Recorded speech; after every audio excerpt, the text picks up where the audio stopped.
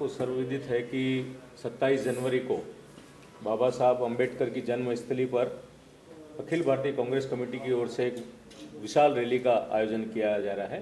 तो संविधान बचाओ रैली है और उस संबंध में मध्य प्रदेश कांग्रेस कमेटी की ओर से माननीय प्रताप जी ग्रेवाल सरदारपुर विधायक को आज प्रेस कॉन्फ्रेंस लेने के लिए डेप्यूट किया है। वे हमारे बीच में हैं और हमारे पूर्व केंद्रीय मंत्री कांतिलाल जी भूरिया साहब हमारे बीच में हैं। पूर्व विधायक वाल सिंह जी मेड़ा भी हमारे साथ हैं। मैं सर्वप्रथम भूरिया जी से निवेदन करूंगा कि वे 2 मिनट प्रेस वार्ता को बोले, उसके बाद प्रताप ग्रेवाल जी बोलें। अच्छा, सभी प्रेस के साथियों का स्वागत। हमारे सरदारपुर के विधायक माननीय प्रताप ग्रेवाल जी, जिला कांग्रेस कमेटी अध्यक्ष प्रकाश राकाश जी, पूर्व विधायक वाल सिंह मेड़ा जी और सभी उपस्थित साथियों, जैसे कि अभी प्रकाश राकाश जी ने बताया है कि 27 जनवरी को वहाँ पर बड़ा एक रैली का आयोजन रखा गया है और उसमें केंद्र से भी लोग आ रहे हैं और हमारे सभी जनप्रतिनिधि वहाँ पे आएंगे और हमारे बाबा साहब अम्बेडकर और जय संविधान बाबा का बारे में सब सारी चीज़ें लेके वहाँ पे पहुँच रहे हैं, ताकि हमारे संविधान के निर्माता बाबा साहब ने इस देश को एक बड़ा संविधान दिया और उसी के संविधान के अनुरूप हम लोग आज चल रहे हैं।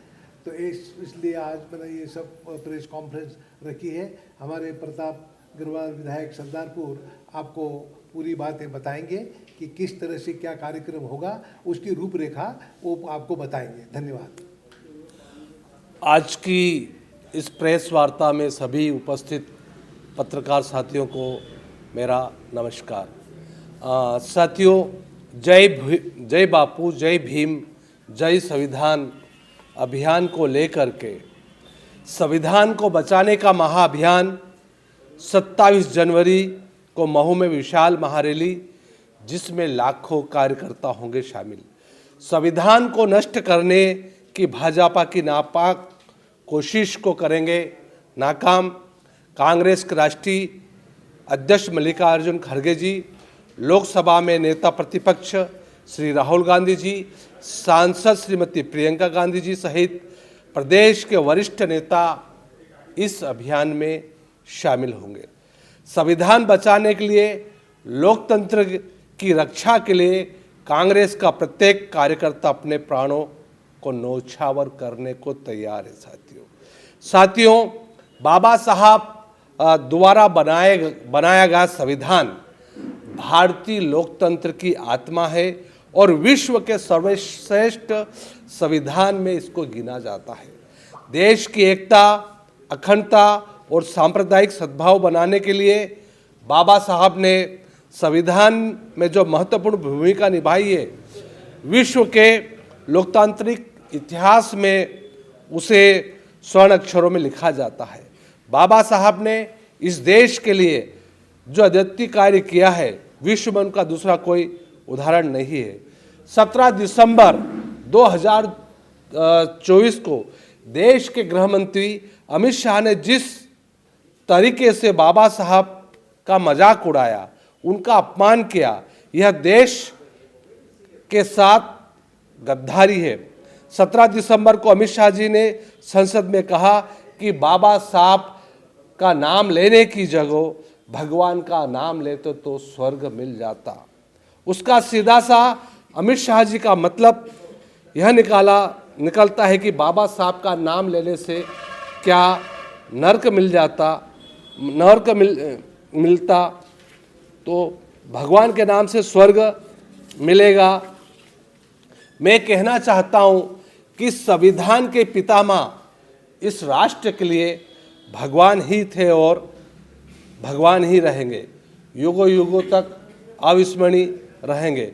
संविधान को तहस नहस करने के तहत भाजपा द्वारा संसद में, सभाओं में, मीडिया में बाबा साहब की संविधान की मजाक उड़ाई जाती है, लोकतंत्र की मजाक उड़ाई जाती है।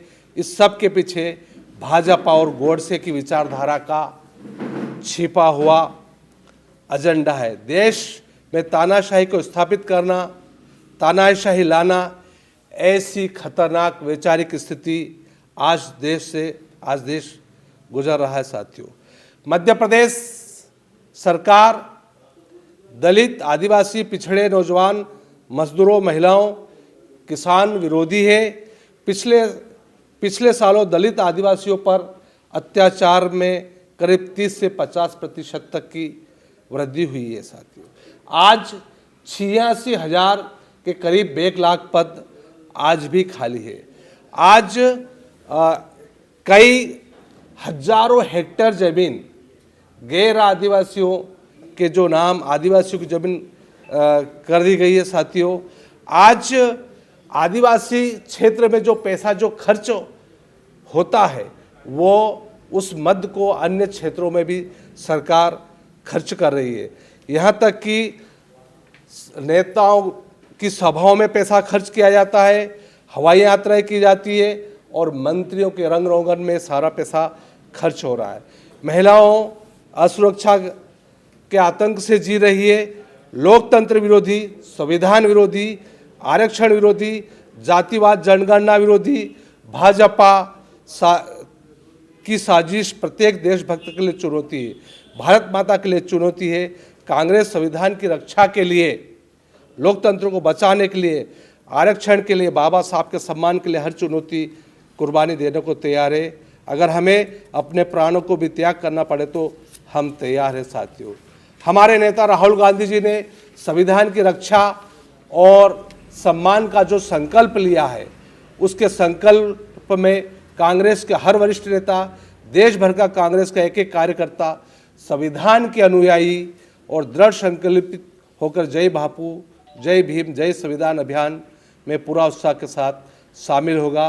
प्रधानमंत्री नरेंद्र मोदी जी, गृह मंत्री अमित शाह जी के खिलाफ अपनी आवाज़ बुलंद कर संविधान और बाबा साहब के अपमान करने पर सार्वजनिक रूप से माफ़ी मांगने के लिए उन्हें विवश करेगा।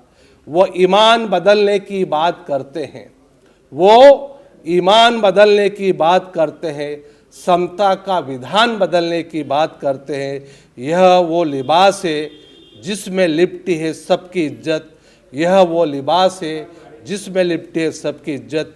फिर किस मुंह से संविधान बदलने की बात करते हैं, फिर किस मुंह से संविधान बदलने की बात करते हैं। जय बापू, जय भीम, जय संविधान। आपकी तरफ से कोई सवाल हो तो पूछ सकते हैं।